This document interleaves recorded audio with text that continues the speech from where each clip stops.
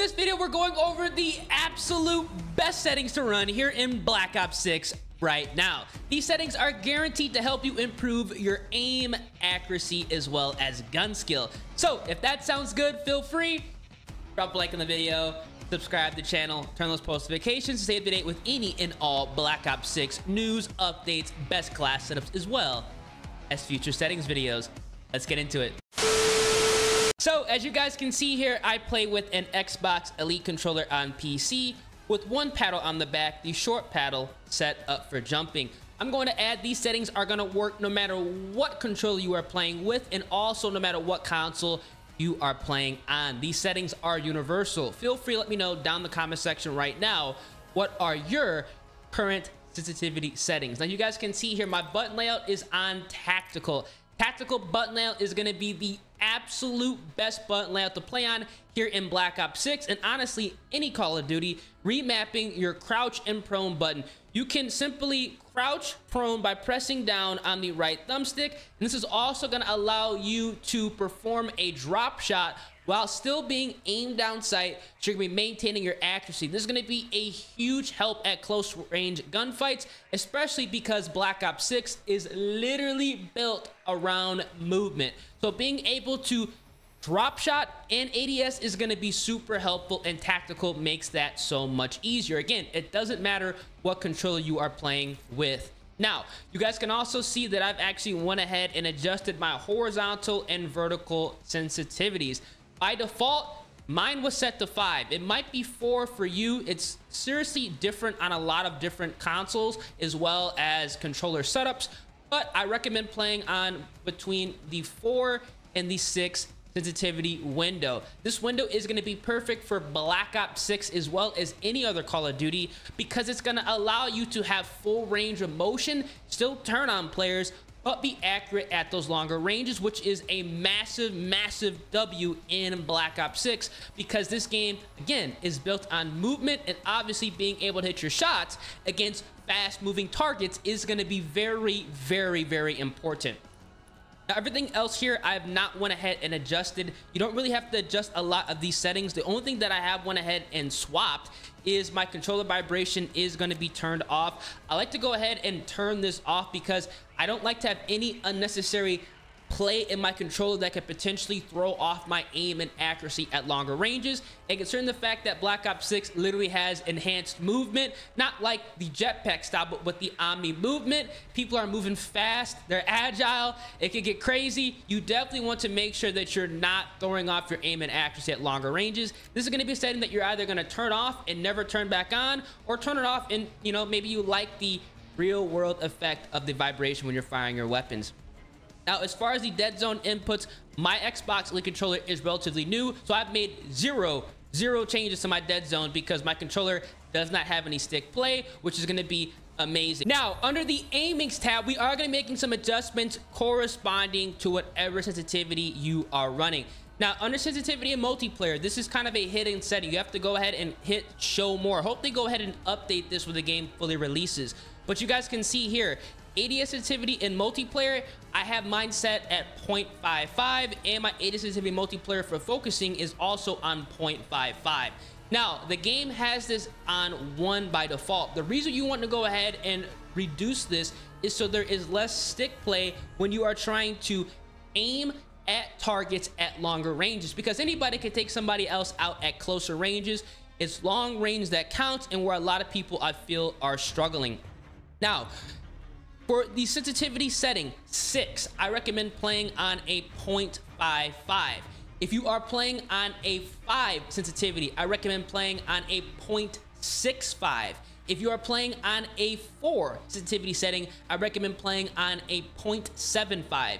You want to adjust this depending on your sensitivity and allowing yourself to essentially have faster movement, but slowing down your sensitivity while aimed down sight, so you can still be accurate but agile. These settings are very important, with some other settings we're going to be adjusting in this video as well.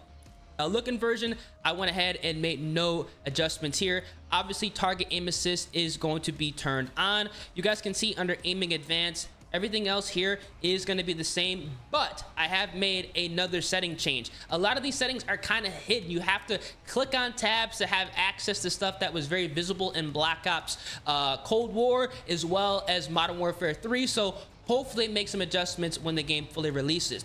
Now you guys can see here my aim response curve type. You can actually make adjustments here. You can have it set to the default, which is going to be standard, or you can switch it to linear or dynamic.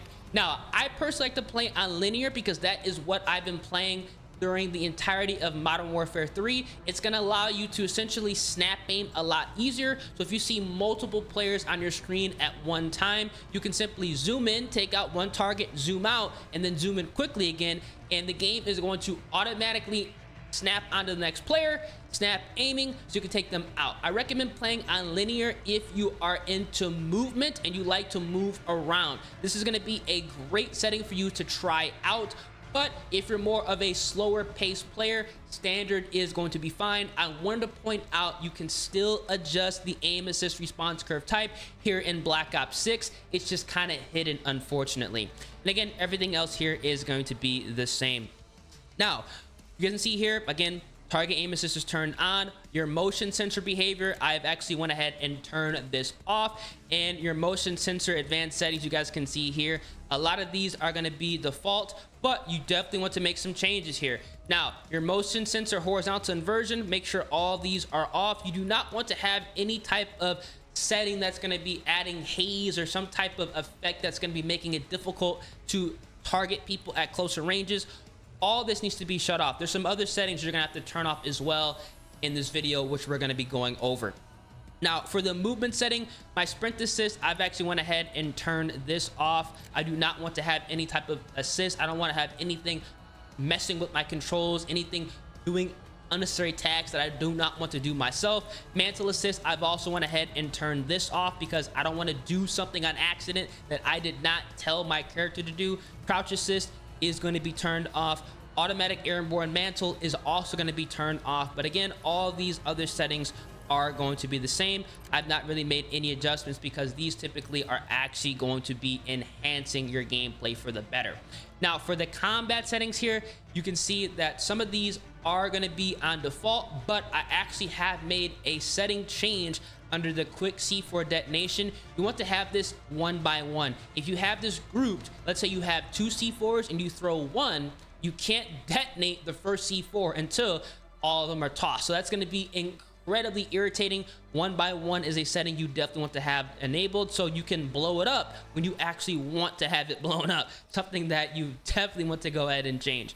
But again, overall, all these settings are going to be pretty much straightforward. Like I said, there are some settings that they have hidden in this game that I think they need to make more readily available so people can see. Now, under the graphic settings, there are going to be a number of changes that need to be made here. So motion reduction, this is actually a setting that's going to combat motion sickness. So if you have motion sickness, you can actually enable this and it's going to make the game feel a lot, I guess, more comfortable to play. But for your field of view, you definitely want to play on the 100 to 120 FOV range. This is very, very important if we're talking about long range accuracy, because once you adjust the ADS field of view to affected, it's essentially going to mirror your FOV with whatever optic or iron sight of the gun you are using. So let's say they're trying to take somebody else out at longer ranges and you just can't do it. Your aim and accuracy are just not there. But you constantly see people in kill cams. Maybe you're watching YouTube videos, watching live streams of players absolutely beaming people across the map, or maybe you're trying to figure out why somebody's game looks unzoomed. It's because they're playing on a higher FOV with the ADS field of view set to affected. This is going to allow you to have less visual recoil. This is why they brought in the Jack glassless in Modern Warfare 3 multiplayer, so people could have a little bit better aim, accuracy, and control of weapons at longer ranges. This is overall going to drastically improve your gameplay. This is a setting that you're going to make the change to and immediately see a drastic improvement.